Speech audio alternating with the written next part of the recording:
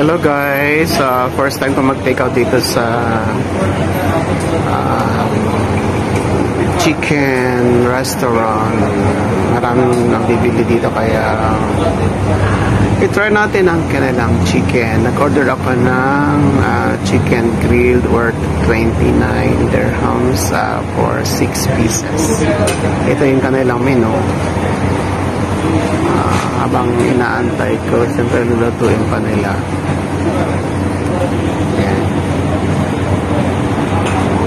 Ito muna natin sila. So, ito yung kanilang niluluto. Yan yung order ko. Naluto na siya. Ayan. Chicken. What's your nationality, brother? What? Nationality. Lebanese, Syrian. Syrian. Syrian daw sila guys. So ito bali nasa malapit sa Altoba. Ito, maraming shop. Actually, marami silang sa surrounding areas din nila, mga shop din na kainan, juice, yan sila. Yan. So, antayin natin bigay yung king order. Ito na siya. Ilalagay na dun sa container.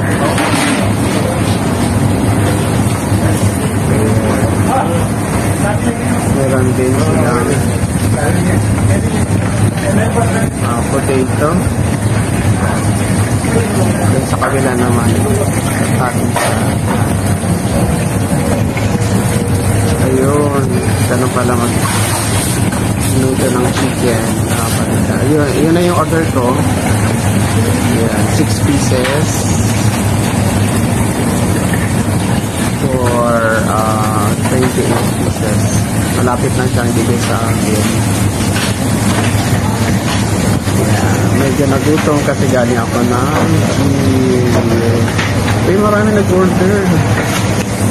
So marami siyang pinapak ng chicken. So antayin natin guys, bibigay sa atin ang order. Ito na siguro yung order ko. Ang tagal niyang binigay. Kanina pa ako nag-aantay. Inuna niya yung iba. First time ko pa man din mag-order dito sa restaurant na to. Tapos ang tagal. Pero tignan natin kung masarap siya. Ayun. Tapos na siya. Bibigyan na sa akin. That's my order. Good. Yeah. So, ito na guys yung in-order ko. 6 pieces na chicken. Yun. Ano na piraso. Sana nga crispy siya. Then, may potato din. Then, ito yung mga side dish niya. Sausawan. Then, coleslaw. And also, cucumber. Ito yung garlic yata ito. So, kakainin ko ito pagdating sa bahay. Testing ko lang.